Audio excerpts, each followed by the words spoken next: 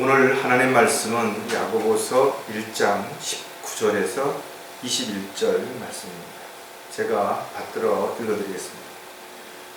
그러므로 나의 사랑하는 형제들아, 사람마다 듣기는 빨리 하고 말하기는 더디하며 성내기도 더디하라. 이는 사람의 성내는 것이 하나님의 의를 이루지 못함이니라. 그러므로 너희는 모든 더러움과 넘치는 악을 벗어버리고 너희 혼두를 구원할 수 있는 심겨진 말씀을 온유함으로 받으라. 잠깐 이 말씀을 위해서 기도드리겠습니다. 참으로 지극히 크신 사랑과 은혜로 저희들을 돌봐주시고 또 바른 길로 인도해 주시고 또 산 소망 가운데 살 수 있는 특권을 주시는 위대하신 하나님 아버지, 오늘도 주님 부활하신 첫날에 사랑하는 지체들을 이렇게 한자리에 불러 모아주시고 또 영과 진리로 경배 드릴 수 있도록 인도해 주셔서 참으로 감사를 드립니다. 저희들이 마지막 때가 가까울수록 마귀가 어떻게 많은 사람들을 미혹하고 또 진리를 대적하게 만드는지를 정확하게 알고 있습니다. 따라서 정신을 차리고 깨어있는 가운데 세상의 유혹에 넘어가지 않도록 또 마귀가 쳐놓은 함정에 빠지지 않도록 영적인 분별력을 가지고 모든 것들을 정확하게 말씀을 근거해서 판단하고 실행할 수 있는 그런 성경대로 믿고 실행할 수 있는 형제 자매들이 될 수 있도록 인도해 주시옵소서. 오늘도 본문 말씀을 통해서 다시 한번 저희들이 구원받은 이후에 아직까지도 남아있는 그 옛성품으로 인해서 드러나는 참으로 부끄러운 말과 행동들에 대한 부분들을 점검해보고 다시 한번 한 발짝 다 주님께 다가가고 성숙해지고 또 주님 보시기에 부끄럽지 않은 그런 삶을 살아가는 모습들도 보여질 수 있는 저희들의 삶이 되도록 주님 일깨워 주시고 또 저희들이 그 말씀들을 잘 지켜 행할 수 있도록 마음에 결단하는 귀한 시간이 되도록 역사해 주시옵소서. 다시 오실 우리 주 예수 그리스도의 이름으로 기도드렸습니다.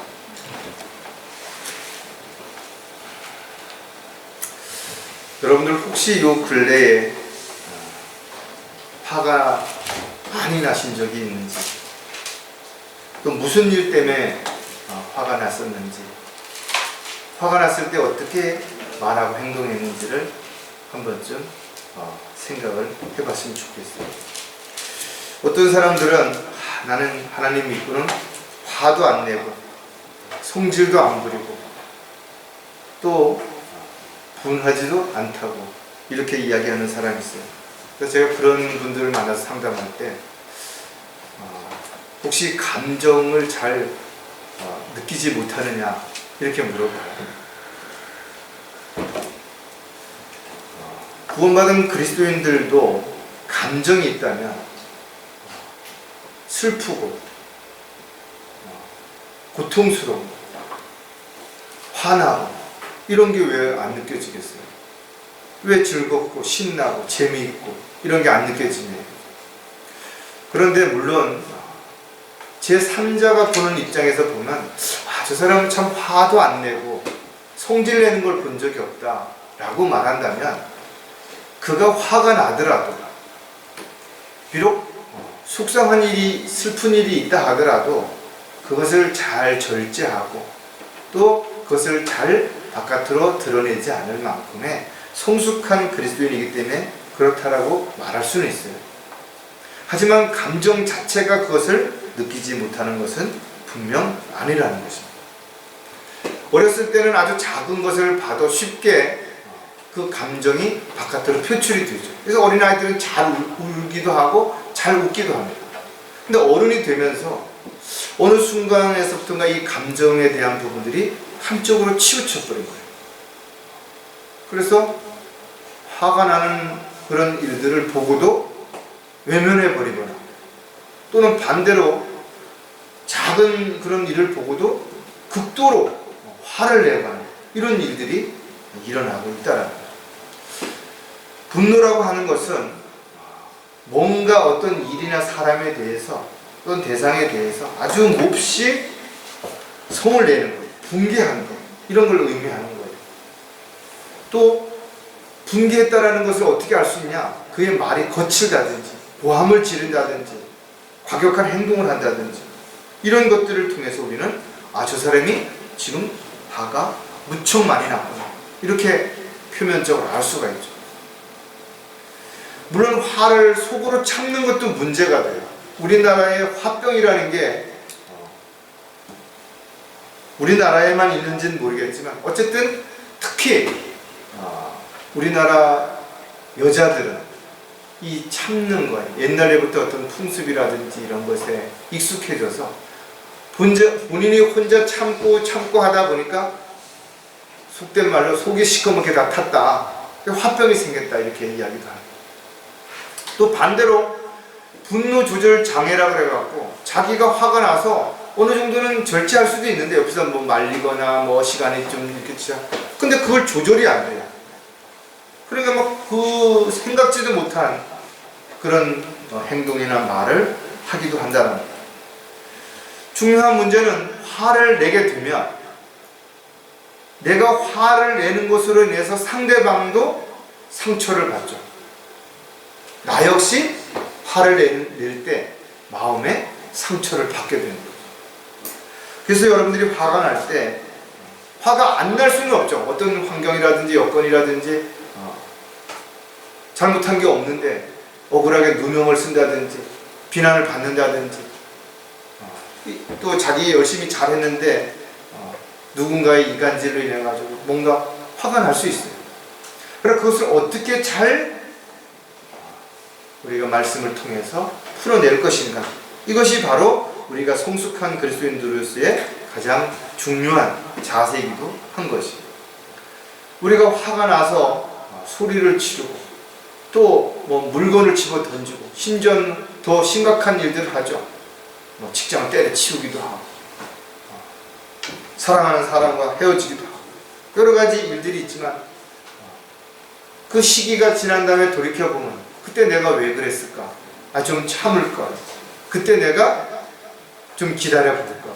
좀 더 상대를 이해해볼걸. 이런 후회들이 남기 마련이라는 거죠. 따라서 저와 여러분이 화를 내고 또 그 결과로 인해서 일어나는 많은 일들로 인해서 후회하게 되는 것을 알았다면 미리 화가 나더라도 속상하더라도 조금 더 절제하고 참을 수 있는 것, 이것이 바로 성숙한 그리스도인들이 반드시 해야 될, 또 갖추어야 할 덕목이 아닌가 이렇게 생각을 해요. 오늘 설교 제목은 성내기를 더디해야 하는 이유. 그러니까 성을 낼 수는 있어요. 그런데 더디해야 한다는 건 뭐예요? 그만큼 참고 또 생각해보고 이렇게 한 다음에 화를 내도 늦지 않다라는 겁니다. 만약에 그것을 참지 못하고 그냥 그때마다 화를 내게 된다면 여러 가지 문제들이 생겨나죠. 상대방도 내가 화를 내는 걸로 인해서 그동안 나에게 가졌던 신뢰가 한순간에 무너질 수도 있어요. 또 나에게 좋은 감정을 가지고 있었는데 그 좋은 감정이 사그라들 수도 있다는 거예요. 어디 그뿐이에요? 화를 내고 나면 소화도 잘 안 돼. 뭘 먹어도 소화도 안 되고 잠도 잘 못 자고 의욕도 떨어지고 뭔가 몸의 균형이 깨어져 버리는 거죠. 이런 스트레스가 쌓이게 되면 암이 될 수도 있는 그런 이야기들도 많은 사람들이, 전문가들이 이야기하고 있대요. 뿐만 아니라 화가 나면 분별력이 떨어져요. 그러니까 자신이 지금 보는 것이 옳은지 그른지 잘 구분이 안 되는 겁니다. 또 행동을 자제하지 못하니까 평소에는 아주 순수한 것처럼 보이고 조용한 것처럼 보였던 사람들 있죠. 내성적인 사람. 화가 나니까 그냥 그걸 참지 못해갖고 폭발했을 때는 평소에 화를 잘 내는 사람보다 훨씬 더 심각한 상황이 벌어질 수도 있다는 거예요. 물론 우리가 화가 날 때 그걸 잘 절제할 수 있는 그런 능력, 또 그런 마음의 여유가 있으면 얼마나 좋겠어요. 그래서 우리는 끊임없이 주님께 기도해야 되고 또 그렇게 화가 나지 않도록 화가 날 만한 상황들이 일단 시작이 되면 빨리 거기서 한 발 물러서서 조금 더 그런 부분들을 깊이 생각해보고 조절할 수 있는 그런 지혜가 반드시 필요하다는 거예요. 대부분의 사람들은 화가 나서 저지른 행동에 대해서 후회할 수밖에 없고, 후회하지만 돌이킬 수 없는 상황에 이르기 때문에 많은 사람들이 손해를 보고 그 일로 인해서 어려움을 겪을 수 있다는 거죠. 하지만 시간이 지나가고 분노가 사그라진다, 돌아보면 후회할 수밖에 없는 그런 상황들이 너무나 많다는 거예요. 그래서 성경은 말하기는 더디하고 듣기는 속히 하라는 거예요. 자신이 화가 났을 때는 대부분 어떻게 해요? 말을 하지 말라는 거죠. 행동을 자제하라는 거예요. 쉽지 않은 부분. 그래서 그런 부분들도 우리가 충분히 시간 속에서 인내할 수 있는 그런 것들을 하나씩 찾아야만 되는 부분이기 때문에 반드시 우리가 갖추어야 할 그런 올바른 그리스도인의 자세 중에 하나가 되는 것입니다. 자, 첫 번째 우리가 속내기를 더디해야 하는 이유가 뭔가 하면 함부로 말을 하지 않기 위해서라는 거예요. 이 말을 거꾸로 이야기하면 화가 나면 말을 함부로 한다는 거예요. 자기 생각지도 않았던 말이 입에서 막 튀어나오는 것이고, 그 일과 상관없는 다른 일들도 연관시켜서 공격적이고 상처를 주고 화를 북돋게 만드는 상대방을, 그런 말들이 자기 입에서 그냥 막 튀어나온다는 거예요. 어디 그것뿐이 아니죠. 같은 말이라도 억양에 따라서, 방식에 따라서 상대방이 듣는 그 감정이 달라지는 거죠. 그러다 보니까 자신도 모르게 목소리가 커지게 되고 고함을 지르게 된다. 또 상대방을 막 무시하고 업신여기고 함부로 대하는, 야, 너 뭐 이런 식으로 존칭도 없고. 어떤 사람이 우스갯소리지만 싸울 때 존댓말로 싸우더라 이거죠.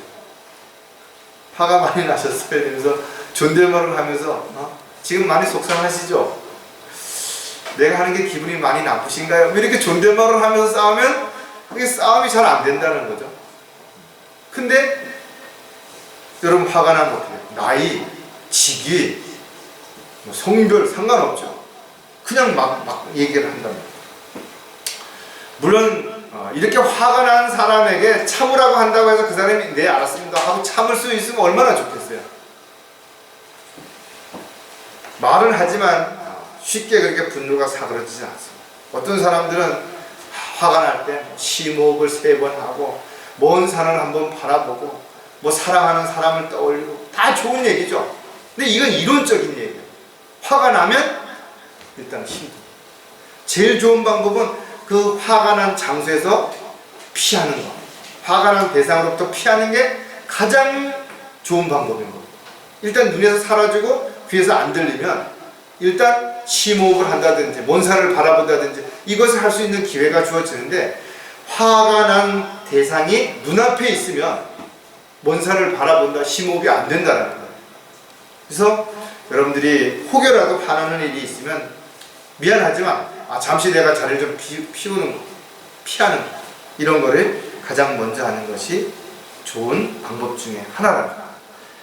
우리 모두는 많은 일에 실수하나니 만일 말에 실수가 없는 사람이 있다면 그 사람은 온전한 사람이며 온몸도 제어할 수 있느니라. 이게 무슨 말이에요? 그러니까 말을 잘할 수 있다면 온전한 사람이라는 거예요.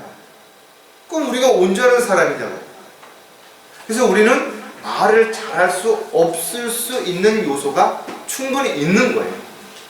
그래서 화가 난다든지 속상한 일이 있다든지 감당할 수 없는 일이 생긴다든지 그러면 자기도 모르게 어떤 말이나 행동을 하게 된다. 때로는 부정적인 말을 한다든지 상대방이 듣기 거북한 말을 한다든지 이런 말을 한다라는 거죠. 행동도 마찬가지다. 따라서 우리가 속내기를 더디해야 하는 가장 근본적인 이유가 뭐냐니까, 내가 화가 났을 때 말을 좀 자제한다든지 행동을 자제하게 되면 시간이 금방 내가 좀 전에 화가 났던 이런 일들이 지나고 보니 큰 문제가 아닌데 내가 순간적으로 그랬구나 이렇게 걸려져서 상당 부분은 그 화를 사그러뜨릴 수 있는 계기가 된다는 거예요. 그래서 말을 함부로 일단 내뱉는 거를 욕까지 올라오겠죠. 하고 싶은 말이 수없이 많을 거라고. 상대방을 공격하고 상대방을 이기기 위해서는 상대방에게 상처가 되고 옛날 것도 끄집어내서 하고 싶은 말이 떠오르고 그렇더라도 일단 입을 다물라는 거예요. 그리고 자리를 피했다가 시간이 좀 지난 다음에 와서 좀 분노가 사그러든 다음에 조목조목 이야기를 하는 것이 훨씬 효과적이고 후회하지 않을 수 있는 계기가 될 수 있다는 거예요. 자, 그렇다면 우리가 함부로 말을 하지 않기 위해서 몇 가지 우리가 생각해 볼 게 있는데 말을 끊지 말고 다 들어보아야 한대요. 여러분들이 어떤 상대하고 이야기를 할 때 화가 나는 경우 그 사람의 의도를 아직 다 몰랐는데 이미 결론을 내려버리면 화가 나는 거예요. 상대방은 나에게 소론이 이렇고 본론이 이렇고 결론이 이렇다. 그 과정을 설명하기 위해서는 처음에 일어났던 상황부터 설명을 해야 되잖아요. 근데 듣는 사람은 상황을 딱 듣자마자 화가 나는 거야. 그 상황이 어떻게 전개되는지 결론이 어떻게 나는지까지 다 들어봤으면 이렇게 화가 나는데 이렇게 해가지고 이렇게 문제가 해결됐구나 하면 화를 낼 이유가 없는 거예요. 근데 아직 진행 과정에 들어보지도 않고 자기가 판단해버리는 거예요. 그러니까 상대방이 말을 하면 됐고 말을 끊어버린다 이거. 내 생각에는 그렇지 않고 끊어버린다 이거. 이게 문제가 된다. 누구든지 중간중간이 상황 속에서 말을 듣는 순간 자기의 생각이나 지식의 경험을 가지고 판단했을 때 화가 나죠. 그런데 그때 이미 결론을 내려버리면 이게 분노가 폭발된다. 그러니까 끝까지 들어보라는 거예요. 에베소서 4장 31절에 보면 모든 신랄함과 분개와 분노와 고함 지르는 것과 욕설을 모든 악의와 함께 너희로부터 버리라. 내 안에 이런 감정들 이런 것들이 일어나면 일단 버리라는 거예요. 근데 그게 쉽지 않잖아요. 그래서 그것을 바깥으로 입으로 표출이 되면 한번 내뱉은 말은 주워담을 수 없다라는 거예요. 그러니까 후회해도 소용이 없다라는 거예요. 이미 상대방에게 상처를 주고 신뢰가 떨어진 다음에 하면 변명밖에 더 돼요? 핑계밖에 더 되냐. 또 자신이 어떤 말을 했을 때 그 말이 어떤 결과를 초래할지에 대한 부분을 심각하게 생각해 봐야 됩니다. 그러니까 다시 말해서 자신이 한 말과 행동에 대한 책임을 지지 못할 만한 그런 말을 하지 말라는 거예요. 이런 말 있잖아요. 내가 이런 말 하면 안 되는데 그거 하지 말아야 되는 거예요. 자신이 알면서도 그거 왜 하냐 말이죠. 내가 이런 말 하면 너 상처받겠지만 하지 말아야 되는 거예요. 상처받을 거 알면서 왜 하냐고. 얼마든지 다른 말로도 권면해 줄 수 있고 그런데 상처를 받는 말을 확 해버려요. 사람은 아까 얘기했던 것처럼 감정이 있어요. 아무리 친한 사람이고 가족이라 할지라도 순간적으로 자신의 어떤 잘못된 부분을 확 찔러버리고 공격해버리면 자기가 잘못한 거 알면서도 순간적으로 뭐가 생겨요? 화가 나는 거예요. 그게 뭐예요? 니나 잘해라. 니는 뭐 완벽하냐? 이런 마음이 딱 들어버려요. 감정이 확 실려져 버려요. 그래서 상대방이 어떤 말을 할 때 아주 속이 막 부글부글 끓을 수도 있어요. 그런데 그 상황이 어떻게 이루어졌는지를 다 들어보고 나서 결론내도 늦지 않다는. 그러니까 꾹 참고 그래 그 다음에 어떻게 됐는데 그래서 결론이 어떻게 된 거야 까지 들어보고 나서 그 다음에 어떤 판단을 하거나 결정을 해도 늦지 않다라는 거죠. 따라서 아무리 화가 나도 해서는 안 될 말들이 있고 해서는 안 될 행동들이 있는 거예요. 이것은 돌이킬 수가 없어요. 그 다음에 다른 것으로 여러분 그렇잖아요. 화가 나가지고 부부 간에 싸움할 때 막 상처난 말을 막 했어요. 그래 놓고 또 가가지고 뭐 어디 선물 하나 사다 주고 화해했단 말이에요. 그 해결이 됐어요? 상처는 그대로 남아있는. 어느 순간에 그와 비슷한 일들이 또는 주변에 그런 상황이 벌어지면 그게 문득 떠올라오래요. 요즘 그 사건으로 해서 화재, 이번에 그 압사 사건으로 인해 갖고 많은 사람들이, 전문가들이 뭐라 그래? 트라우마 이야기를 한다 이거죠. 거기에서 살아난 사람들도 트라우마가 있지만 그와 비슷한 경험을 한 사람들도 그 얘기를 듣는 순간 자기의 과거의 그 사건들이 생각이 나버려요. 이게 트라우마가 계속 2차, 3차의 가해를 준다는 거예요. 그건 무서운 겁니다. 이게 말도 행동도 마찬가지예요. 누군가에게 이런 어떤 심각한 트라우마를 줬으면 이게 계속 생각이 난다는 거예요. 자, 함부로 말을 하지 않으려면 상대의 입장을 충분히 살펴봐야 돼요. 사람마다 비슷한 것 같은데 그 입장이 달라요. 똑같이 돈이 없는 것처럼 보이지만 한 사람은 현찰이 없을 뿐이고 한 사람은 집에는 돈이 있는데 안 가져왔을 뿐이고 진짜 돈이 없는 사람들도 있고 다 다르단 말이죠. 사람마다 어떻게 보면 자기의 이야기를 다 하지 못하죠. 처음 만나는 사람에게 또 어쩌다가 또 많은 사람이 자기 이야기를 다 어떻게 하냐고. 그러다 보니까 보여지는 어떤 모습만 가지고 이 사람은 어떤 사람이 어떤 사람이다 이렇게 판단할 수가 있는 거죠. 또 감정적으로도 마찬가지예요. 어떤 사람이 화를 냈을 때는 그 사람이 즉흥적으로 그 일에만 화를 낸 건지 오랫동안 참다가 폭발한 건지 그 상대의 입장을 어떻게 아냐. 따라서 감정이 격할 때 한 걸음 물러서고 또 분노가 치밀어 오를 때 일단은 참고 상대의 입장을 살펴보는 거 쉽지 않죠. 그러나 분명 그렇게 해야만 우리가 속 내기를 더디할 수 있다는 거예요. 누구든지 겉에 보여지는 것만을 가지고 판단하게 되면 선입견을 가지게 되는 것이고 그런 것들이 화를 내게 되는데 진폭 역할을 한다는 거예요. 따라서 이런 말 있잖아요. 어떤 상황이 벌어졌을 때 아마도 나는 모르지만 아마도 뭔가 그럴 만한 일이 있었겠지. 그래도 저 사람이 지금 저 정도 화를 내는 건 그래도 정말 참다가 말을 하는 거겠지. 나름대로의 어떤 생각들을 가지고 상대 입장을 조금만 더 생각을 한다면 화를 내는 것을 훨씬 더 많이 줄일 수 있다는 거예요. 잠언 15장 18절에 보면 분을 잘 참는 사람은 분을 잘 내는 사람은 다툼을 일으키나 노하기를 더디하는 자는 다툼을 그치게 하는 거예요. 화를 잘 안 내게 되면 싸움이 잘 안 일어난다는 거예요. 그 다음에 반대로 분을 잘 내는 사람은 그게 도화선이 돼버리는 거예요. 어떤 화재가 일어나려고 그러면 뭔가 이거를 불을 붙이는 그런 가연물이 있어야 되잖아요. 그 다음에 산소가 있어야 되는 거예요. 그리고 그게 탈 수밖에 없는 어떤 발화점이 있어야 되는데 여기서 한 요소를 빼버리면 산소가 없으면 불이 꺼져버려요. 그 소화기 팍 뿌리잖아요. 그 산소를 차단시켜버리니까 불이 꺼지는 거예요. 그러니까 이와 같이 우리가 뭔가 A, B, C, D가 연결이 안 되면 그 중에 하나가 빠지면 화가 사고로 든다라는 거예요. 그러니까 장소를 피하든지 말을 안 하든지 또는 어떤 상대방을 좀 이해하든지 뭔가 그 중에 요소가 하나만 차단이 되면 화를 안 낼 수 있는 기회가 얼마든지 될 수 있다는 거예요.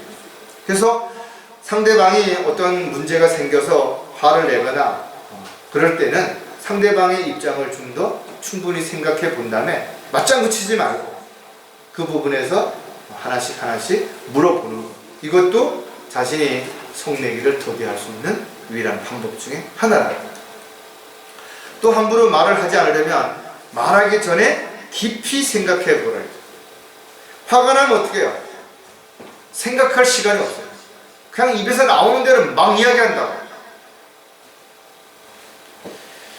한 번 내뱉은 말은 결코 쏟아진 물처럼 주워 담을 수가 없는 것이. 감정이 치우쳐서 한 말은 상대방에게 더 큰 자극을 주게 되죠.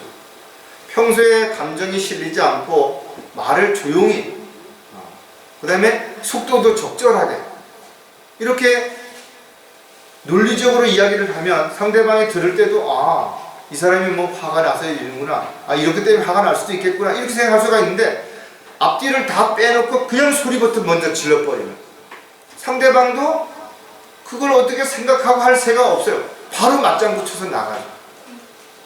손뼉도 마주쳐야 소리가 난다라는 말이 있는 것처럼, 싸움이라고 하는 거는 상대방도 똑같이 대응을 했을 때 싸움이 일어나는 거예요. 누군가 한 사람이 반응을 안 해버리면 싸움이 안 된다는 거예요. 잠언 15장 28절에 의인의 마음은 대답할 말을 깊이 생각하지만 악인의 입은 나쁜 것을 쏟아내느니라. 여러분 주변에 어떤 사람들을 만났을 때 만날 때마다 불평하는 사람이 있죠. 만날 때마다 난 이래서 죽겠다, 저래서 힘들다, 뭐 속상하다, 누구 때문에, 그런 거를 늘 입에 달고 사는 사람들이 있어요. 그건 불신을 일으키는 요소가 되는 거예요. 근데 어떤 사람들은 늘 만났는데 기분이 내가 좀 우울했는데, 좀 뭐 속상한 일이 있는데 그 사람을 만났더니 뭐 우스갯소리를 해서 재미있었다든지 아니면 마음이 편안해진다든지, 그러면 자기가 뭔가 분노 게이지가 어느 정도 올라오다가도 상대방으로 인해서 이 게이지가 떨어지는 거예요. 근데 반대로 내가 어느 정도 화가 나고 오늘 속상한 일이 있었고 집에서 뭔가 안 좋은 일이 있었고 그 친구를 만났는데 그 친구가 거기다가 도화선으로 불을 확, 조마를 확 시켜버려요. 폭발해버리는 거예요. 자신의 입에서 어떤 말이 나가는지에 따라서 그 사람이 평소에 어떤 생각을 하고 있었는지, 또 무엇을 하려고 어떤 계획을 세웠는지가 다 드러나는 거예요. 그러니까 부정적인 말을 많이 하는 사람들은 늘 부정적인 생각을 하는 거죠. 부정적인 것만 보게 되는 거예요. 성경은 사람이 마음에 가득한 것을 어떻게 한다 해서 입으로 말한다 그랬어요. 따라서 그리스도인들이 내 안에 영으로 충만한 상태에 있다면, 하나님의 말씀으로 충만한 상태에 있다면 화를 잘 안 내게 되는 거예요. 왜? 안전장치가 여러 개가 있는 거예요. 그러니까 그 안전장치를 다 풀어야만 화가 나갈 텐데 이거를 여러 개 푼다고 한번 생각해 보세요. 빨리 나갈 수가 있겠어요? 너희가 생각에 지쳐 낙심치 않기 위하여 자기에게 저질러진 죄인들의 그와 같은 모순된 행동들을 견뎌내신 그를 깊이 생각하라. 주님을 한 번쯤 생각해 보라는 거예요. 죄인들을 구원하기 위해서 어떻게 하셨는지, 얼마나 오래 참으셨는지. 사람들이 막 자기를 구원해 주러 오신 예수님이 십자가에 끌려갈 때 침 뱉고 고함을 지르고 뺨을 때리고 수염을 뽑고 그렇게 했잖아요. 그런데 한마디도 말씀 안 하셨다는 거예요. 그것을 생각해 보라는 거죠. 그러니까 상대방이 나를 막 열받게 하고 화나게 하고 힘들게 하는데, 그럴 때 예수님이 얼마나 화가 나셨을까? 근데도 왜 참으셨을까? 죄인들을 구원하기 위해서. 그러면 우리가 함부로 말을 하지 않을 수 있다는 거예요. 자, 두 번째 성내기를 더디해야 하는 이유가 또 뭔가 하면, 과격한 행동을 하지 않기 위해서는 화가 나면 말과 동시에 행동이 과격해지는 거예요. 화가 난 상태에서는요, 자기의 그 몸을 잘 제어하지 못해요. 그래서 화난 사람은 막 난동을 부릴 때 정상적인 사람이 힘을 내는 거에 2배 이상의 어떤 초능력이 발휘되는 것 같아요. 막 옆에서 막 2-3 사람이 말려도 막 뿌리치고 앞으로 나간다고. 따라서 이와 같은 과격한 행동들이 나타나지 않으려면 우선 화내는 것을 자제할 수밖에 없다. 그러지 않으면 이걸 감당할 수가 없는 거예요. 조금만 참고 조금만 그 어떤 결정적인 상황에서 한 발 물러서게 되면 순식간에 확 식어버려요. 여러분 물이 막 100도 되면 펄펄 막 끓잖아요. 스위치 딱 꺼봐요. 금방 김 놔두고도 쑥 사그라들고 금방 온도가 몇 분만 있으면 뚝 떨어져 버려요. 사람도 마찬가지예요.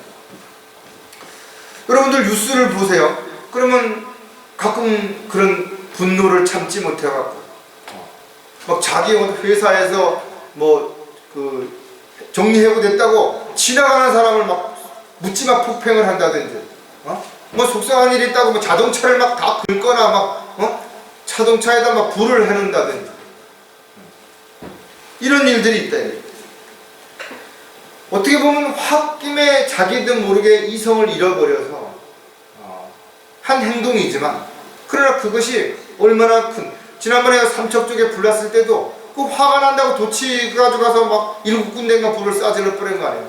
그래갖고 그거를 해가지고 얼마나 많은 살림이 타고 얼마나 많은 손해를 봤냐, 얼마나 많은 사람들이 거기에 진화하는데 동원이 됐냐. 그러니까 한 사람의 어떤 분노가 어마어마하게 많은 문제를 일으키고 물질적으로도 재산적으로도 손해를 입힌다는 것을 한번 좀 생각해 본다면, 그냥 화가 간단한 부분으로 끝나는 게 아니라는 거예요. 20년 정도 직장을 다니다가 상사하고의 어떤 문제 확 회사 때려치고 나와가지고 새로운 직장을 들어가려니 직장도 구하지 못할 뿐만 아니라 그만큼 대접받을 수 있는 데가 어디 있어요. 총괄은 얼마나 후회하겠냐. 자신의 감정을 이겨내지 못하여 저지른 행동은 그때뿐만이 아니라 아주 두고두고 하죠. 10년이 지나고 20년이 지나도 그때 내가 왜 그랬을까. 가장 지혜로운 솔로몬은 유순한 대답은 진노를 삭히나 과격한 말은 화를 일으키니라 했어요. 그래서 말할 때 말을 좀 느긋하게 천천히 하는 사람들이 있어요.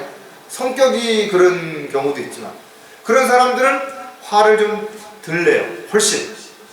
근데 성격이 급한 사람들이 있습니다. 말이 빠른 사람. 그런 사람들은 화도 빨리 내고 그 다음에 화해도 빨리 해요. 좋은 성격일 수도 있긴 해. 그런데 어쨌든 이 화가 나서 저지른 행동에 대한 부분에 대해서는 그대로 남는 거예요. 근데 그런 단점 중에 하나가, 그런 성격이 특히 O형인데 저도 O형이지만, 자기는 화를 내고 사과를 해. 그건 끝났다고 생각해요. 난 이제 화를 냈지만 내가 사과했으니까. 근데 상대방은 그렇지 않은 거예요. 남아있다. 오래 간다는 거예요. 그래서 저와 여러분이 마찬가지겠지만 구원받은 이후에 우리가 그리스도인이 되었다면 이제는 자신이 화가 나더라도, 정말 화가 나더라도 이게 행동으로까지 옮겨져서 말을 과격하게 한다든지 또는 행동을 과격하게 하는 일이 일어나지 않도록 해요. 왜? 우리가 해야 하는 많은 일들 가운데 가장 중요한 일이 복음을 전하는 일, 예수 그리스도를 증거하는 일이래요. 그런데 우리가 그런 난폭한 행동, 과격한 말하는 것을 누군가가 보게 된다면 그 다음에 우리가 아무리 정중하게 아무리 진리를 말해도 사람들이 그것을 쉽게 받아들이려고 하지 않는다는 거예요. 그렇기 때문에 더더욱 조심해야 됩니다. 자, 과격한 행동을 어떻게 하면 하지 않을 것인가 몇 가지 또 생각해 보면, 감정이 앞서지 않도록 해야 한다는 거죠. 제일 중요한 게 냉정하게 좀 생각해 봐야 되는데, 감정이 앞서게 되면 10가지 중에 9가지는 문제가 없어요. 근데 한 가지를 가지고 그냥 전체를 잘못됐다라고 이야기한다 이거죠. 소위 속된 말로 화가 나면 눈에 뵈는 게 없다죠. 왜 그럴까요? 분노가 나면 이 이성적으로 뭔가가 문제가 생기니까 분노 게이지가 확 올라가 버리면 눈이 잘 안 보이는 거예요. 분별력이 없어져 버려요. 자제할 능력이 상실돼 버려요. 그러니까 어떻게 해요? 먼저 공격하는 거예요. 이 공격은 한 번으로 끝나지 않죠. 여러분이 어떤 불을 피울 때 불이 잘 안 붙으잖아요. 그럼 입으로 호호 불든지, 요새는 무슨 송풍기 같은 걸 가지고 바람을 이렇게 불면 계속 바람을 불면 불이 확 붙는데, 말도 마찬가지. 한 번 해갖고는 불이 붙을 말라 그런단 말이죠. 근데 상대방이 거기에 맞장구를 치면 나는 그 다음에 한 번을 하나 두 번씩 세 번씩 이제 더 과격해지니까 불이 확 붙어. 여러분 불이 붙었을 때면 물로 막 끼얹어도 저 불이 안 꺼져요. 그 열에 의해 가지고 오히려 물을 확 끼얹으면 그 물을 타고 불이 옆으로 확 번진다. 그 옆에 쌈을 말리는 사람이 잘못 부추기거나 잘못 말리면 이 쌈을 부추기게 되는 경우. 어떻게 보면 두 사람이 좀 말다툼하는데 그거 말린다고 옆에서 친구들이 덜덜덜 내중에 뭐예요? 단체로 패싸움이 되잖아요. 패싸움. 옛날부터 그렇잖아요. 속담에 애들 싸움이 어른 싸움이 된다고. 애들이 둘이 축구장 나다가 싸웠어요. 그럼 어른들이 가가지고 잘 타이르고 칭찬해주고 이렇게 화해를 시키고 이래야 되는데 가가지고 상대방한테 애 교육을 똑바로 못 시켰다는 둥 어쩌고 그러면 어른 싸움이 되어버려요. 집단 싸움으로 일어나는 경우가 바로 일어납니다. 에베소서 6장 4절에 보면 너희 아비들아 너희 자녀들을 성나게 하지 말고 주의 교훈과 훈계로 양육하라. 감정이 있는데 부모라는 이유 때문에 막 윽박 지르고 똑바로 하라고 잘하라고 막 야단치고 그러면 화가 난다라는 거예요. 하지만 잘못하는 부분이 분명 있으면 알았으면 주의 훈계로 하나님의 말씀을 가지고 이것은 너가 이렇게 하면 안 되고 이것은 네가 옳지 않은 거고 그 훈계를 잘 통해 갖고 양육을 하라는 거예요. 그것도 한 번, 두 번 작은 것부터 해본 경험이 있어야 잘 할 수 있죠. 또 들은 사람들도 한 번, 두 번쯤 그렇게 말씀을 통해서 훈계를 들어보면 그 다음에 누가 어떤 문제에 대해서 이야기하고 고민할 때 아 내가 잘못했으니까 이렇게 하는구나 하고 자신을 먼저 돌아보게 되죠. 자녀들의 교육을 위해서 성경은 심지어는 매를 들기도 하라 그랬습니다. 사랑의 매를 들기. 하나님도 우리 하나님의 자녀들이 잘못하면 어떻게 해요? 징계 내린다. 징계. 그러나 그 징계에는 사랑이 반드시 들어가 있는 거예요. 근데 부모가 화가 난다고 해서 손으로 막 따귀를 때린다든지 발로 얻어찬다. 이건 감정이에요. 감정. 그래서 옛날에는 교육 방침 가운데 회초리를 든 이유가 뭐예요? 회초리는 자기 감정을 직접 전달해 주는 게 아니라 중간에 뭔가를 통해서 전달하는 거예요. 여러분 반성문 쓰라 그리고 그거 왜 그러는 거예요? 반성문을 쓰는 이유는 네가 뭘 잘못했는지 네가 스스로 한번 써보라 이거야. 돌이켜 보라는 거죠. 그게 기회를 주는 겁니다. 하나님도 우리에게 징계를 내릴 때 반드시 기회를 주시는 거예요. 먼저 자백할 수 있는 기회를 주시고 자백한 다음에 동일한 죄를 짓지 않도록 그런 마음을 가질 수 있게 해주신 거예요. 부모가 모든 면에서 본이 되지 못하는 상황에서 자녀를 훈계한답시고 발로 차고 손으로 막 때리고 욕을 하고 고함을 지른다면 그 자식의 화만 날 뿐이지 절대 거기에 대해서 부모가 얘기를 했으니까 내가 고쳐야지 이런 마음이 안 든다는 거예요. 그래서 가장 중요한 거는 자신이 먼저 잘못된 부분들을 고치고 변화되는 모습들을 자녀들 앞에서 또는 주변 사람들에게 보이는 본이 되는 삶을 살아갈 때 또 그가 하는 말이 다른 많은 사람들을 변화시킬 수 있는 계기가 될 수 있게 됩니다. 자, 과격한 행동을 하지 않으려면 화가 난 상태에서 판단하지 말아요. 화가 끝까지 난 상태에서는 판단이 올바를 수가 없어요. 분별리가 없으니까 이걸 공정하게 생각해보고 앞뒤를 생각해보고 무언가를 결정할 수가 없다라는 거죠. 화가 날 때는 차라리 어떻게 해요? 아이고 저 사람 차라리 없었으면 좋겠다. 차라리 그만뒀으면 좋겠다. 뭘 제어했으면 좋겠다. 이런 말을 한다 이거죠. 그런데 지나고 나면 어떤 사람이 발을 다쳤어요. 너무 고통스러워. 차라리 팔이 하나 없었으면 좋겠다. 그런 순간적인 생각이 들 수도 있죠. 그러나 그 팔을 고쳐가지고 사용할 수 있는 얼마나 이점이 많은데 근데 팔을 그냥 확 잘라 버렸다. 얼마나 두고두고 후회하겠네요. 갈라디아서 6장 1절에 보면 형제들아 어떤 사람이 무슨 잘못을 범하였으면 영적인 너희는 온유의 영으로 그런 자를 바로잡고 내 자신을 돌아보아 너도 시험을 받지 아니하도록 하라. 그래서 크게 두 가지로 한 가지는 상대를 어떻게 권면해야 되냐면 온유한 영으로 성령의 능력을 가지고 사랑하는 마음으로 그렇게 잘못된 부분들을 바로 잡아주는 그런 권면이 필요하죠. 또 하나는 너는 그러면 어떻게 했냐? 라고 자신을 돌아볼 수 있는 계기를 삼으라는 거예요. 어떤 사람이 뭐 잘못을 했으면 막 그냥 욕하고 손가락질하고 막 흉보고 그러잖아요. 그러지 말라라는 거예요. 어떤 사람이 잘못한 것을 봤을 때 그럼 너는 저 사람보다 뭐가 난지 한 번쯤 돌아보라는 거예요. 그 전에 어떤 정치인이 나와가지고 세상에는 큰 도둑놈과 작은 도둑놈과 두 종류만 있다 이거죠. 그러니까 더 많이 훔치냐 적게 훔치냐 그 차이라는 거예요. 그런데 자신도 훔치고 자신도 법을 어기고 자신도 잘못을 해놓으면서도 자기보다 조금 더 한 사람을 막 욕하고 그러고 있다는 거죠. 결과적으로 봤을 때 누가 누구를 비난할 수 있을 만한 조건이 안 되면서도 오히려 이러고 있다는 거죠.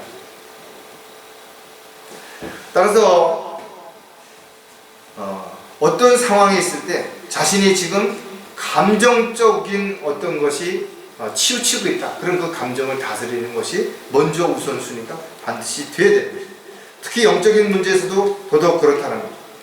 하나님의 말씀을 통해서 우리가 자신이 또 자신과 함께하는 사람이 무엇을 어떻게 잘못하고 있는지를 정확하게 알고 그런 것들을 놓고 먼저 기도한 후에 어떤 기회가 주어지면 권면하되 온유의 영으로 그렇게 하는 것이 가장 현명하다. 또 한 가지 과격한 행동을 하지 않으려면 어떻게 해야 될까? 선입견을 가지고 바라보지 말아야 돼요. 사람 참 이상해요. 왜? 감정을 가지고 있기 때문에. 어떤 사람이 어떤 사람이다 라고 하고 그 사람을 보면 달라지는 거예요. 평범해 보이는데 와, 저 사람이 무슨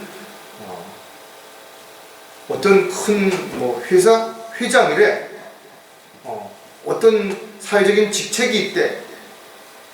그리고 그 사람을 보면 다르게 보인다라는 거예요. 그 사람이 뭐가 보일까? 아, 저 사람이 저러니까 저런 위치에 있구나. 장점이 보여진다라는 거예요. 근데 아무 문제도 없이 멀쩡하게 잘 준비되어 있는 사람인데도 그 사람에게 선입견을 가지고 딱 그 사람을 보면 그 사람의 단점이 뭐야? 아, 저 사람이 저러니까 저렇게 됐구나. 이렇게 보여진다는 거예요. 따라서 그리스도인들은 성경에서 뭐라 해서 외모로 판단하지 말아요. 하나님은 우리의 마음, 생각, 계획 다 아시고 계시는 것처럼 우리도 그것을 알기 전에 함부로 판단하고 평가하지 말아요. 너 그럴 줄 알았다. 그럼 그렇지. 네가 이렇게 어느 한 부분만을 가지고 전체적인 판단을 가지고 상대방을 공격하는 그런 게 되지 말아야 된다. 자, 시편 37편 8절에 보면 화를 그치고 노여움을 버리라. 결코 악을 행하려고 초조해하지 말아요. 악을 행하려고 하는 사람들은 초조해합니다.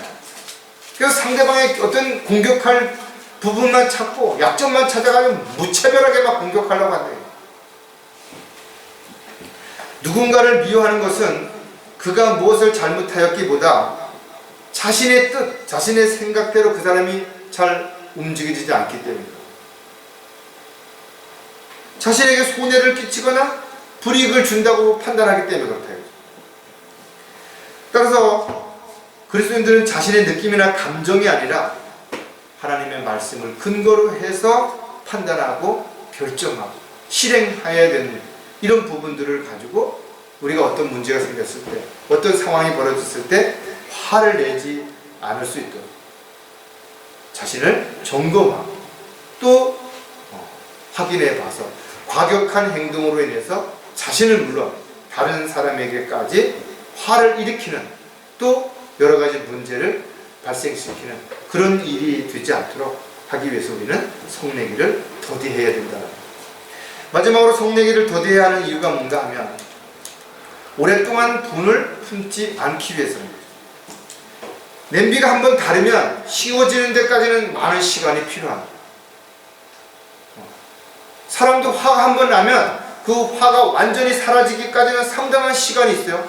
그리고 그 상당한 시간이 주어지는 기간에는 평소보다 또 다른 작은 불씨에도 다시 불이 붙는다 이거죠. 화가 완전히 사그러지지 않은 상태에서는 작은 충격, 누구의 작은 어떤 말, 행동이 또다시 불씨를 일으킬 수 있는 계기가 될 수 있다는 거예요. 그래서 우리는 화가 났다 하더라도 그것을 내 안에 오래 품지 않도록 빨리 식히는 방법을 가지려면 성내는 것을 일단 하지 않고, 만약에 성을 내더라도 참고 참아서 그런 것이 2번, 3번 일어날 것을 한 번 일어나는 걸로 줄일 수 있는 방법이 반드시 필요하다. 화가 나면 마음의 평안이 없어요.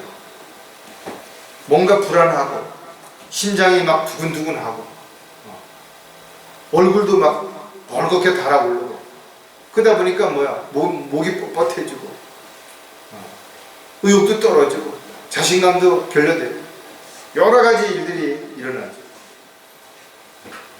꼭 필요하다면 화를 내되 예수님이 그러셨던 것처럼 진리를 거역하고 비진리를 가지고 주장하고 화를 나죠.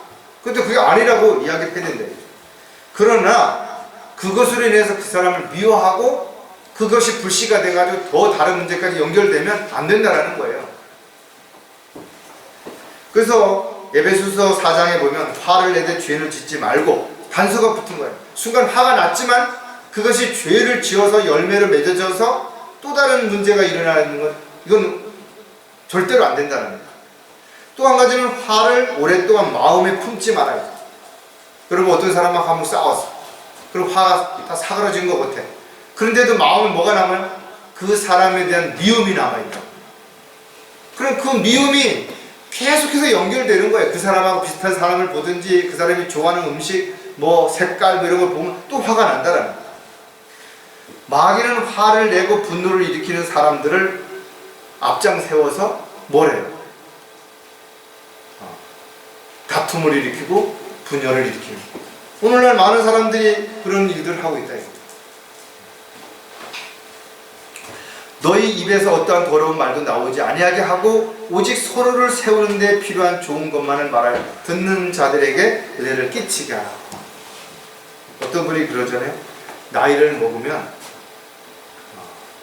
화를 낼 시간에 칭찬을 해주고 또 남을 헐뜯은 시간에 오히려 좋은 말을 해라, 위로의 말을 하라. 시간이 없다라는 거예요. 다툴 시간이 있으면 더 서로를 이해하고 배려하라는 거예요. 자, 오랫동안 분을 품지 않기 위해서도 그냥 되는 건 아니죠. 뭔가 해야 될 많은 일들이 있지만 그 중에 몇 가지를 보면 성내는 것을 서두르지 않아야 된다. 이번에는 우리 본 제목이 여기 또 들어갔어요. 다시 거꾸로. 이건 뭘 의미하는 거예요? 성을 내게 되면 그 다음에 화를 내게 되고 여러 가지 문제가 생기고 또 그것이 내 마음에 오래 남아있으면 누굴 미워하게 되고 이런 것들이 계속 일어나면 또다시 그것이 또 다른 성을 내는데 증폭제가 된다라는 거예요. 이게 돌고 도는 것이 되는 거예요. 그래서 한 번 화를 내고 한 번 소리를 지르는 사람은 2번 하고 3번 하는 것이 더 쉬워지고 더 자주 일어날 수 있는 확률이 높아진다는 걸 우리에게 의미하는 것이죠. 한 번 물결이 화장이 일으면 그 다음엔 작은 어떤 동류에도 화장이 더 거칠게 일죠. 나비 효과라는 말 있잖아요. 작은 그 날개짓 하나가 강을 건너고 대서양을 지나면 태풍이 된다, 이런 말이 있다.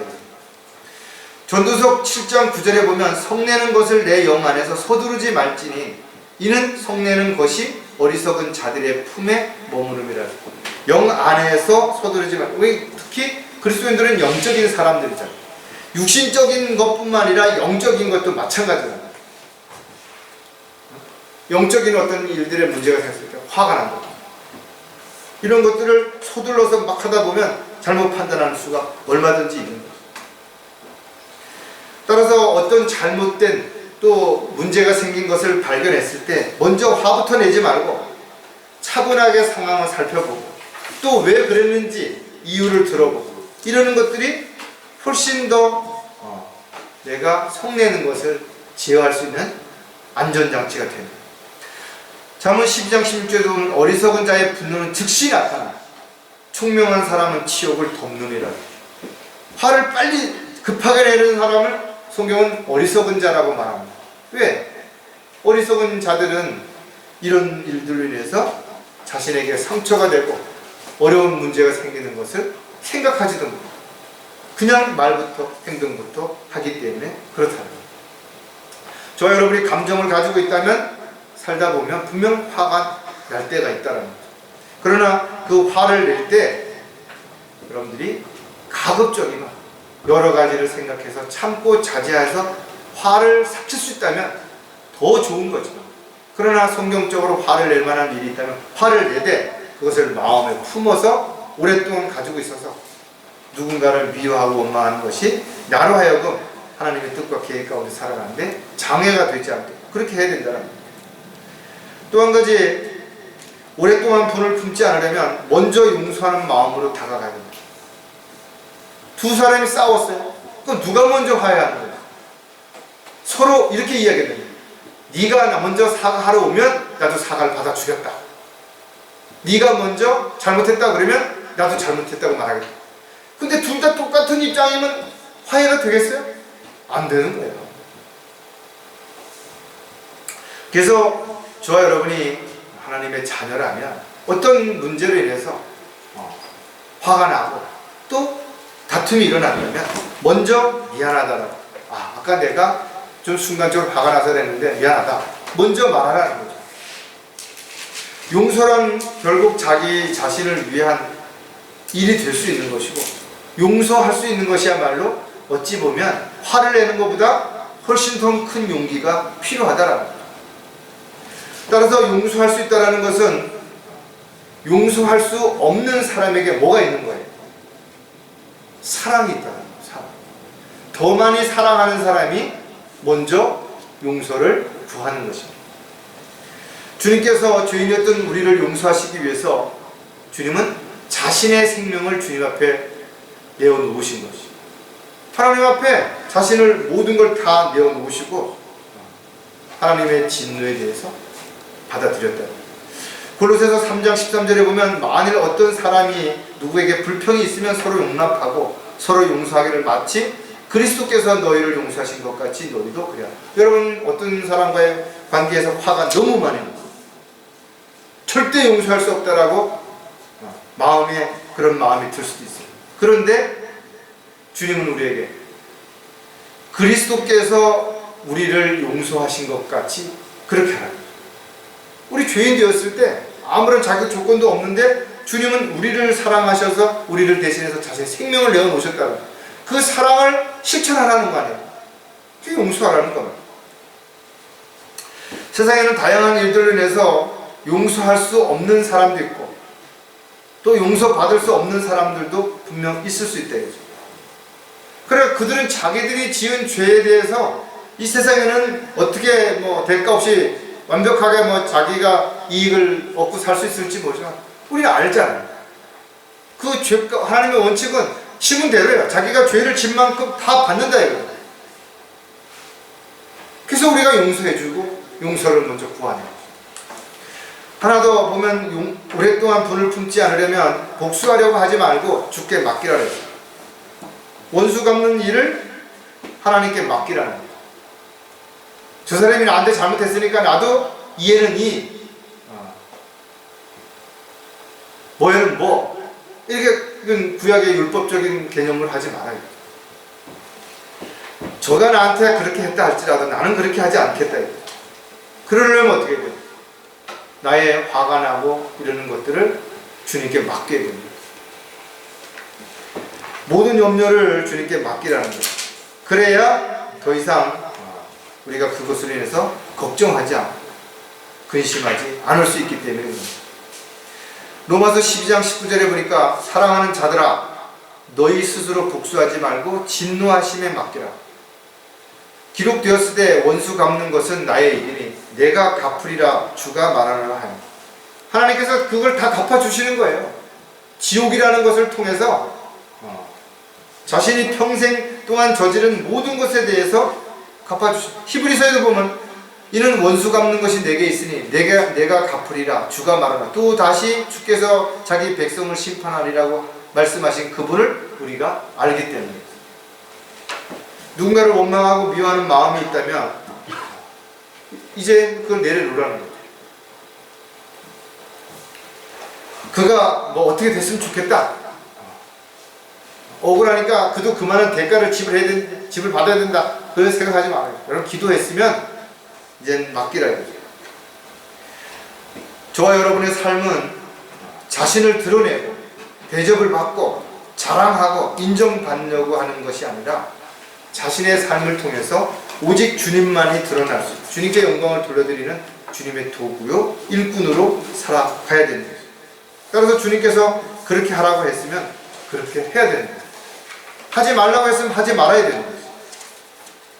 자기 입장이 어떠하든 자기 생각이 어떠하든 그렇게 주님이 원하시는 대로 살아야 되는 거죠. 오늘 저와 여러분이 다시 한번 자신을 돌아볼 때 우리는 살다 보면 화나는 일이 있다. 왜? 감정이 있기 때문에. 그러나 그런 상황이 벌어진다 하더라도 성내기를 더디하라.